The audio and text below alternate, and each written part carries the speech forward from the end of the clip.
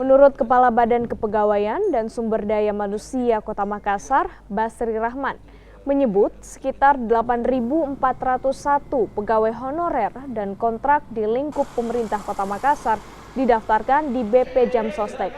Seluruh tenaga honorer dan kontrak aktif ini memiliki kesempatan untuk mendapatkan bantuan subsidi upah dari pemerintah pusat dan memiliki upah di bawah 5 juta rupiah.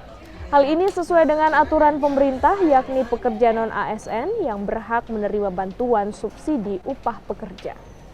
Berapa honorer yang diusul terima upah dari pusat itu? Semuanya yang aktif ya. Berapa totalnya itu Kak? 8.401. 8.401 tadi totalnya.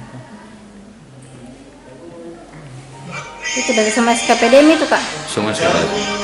Oh, di luar perus dari? Kalau perus kan bukan kita punya.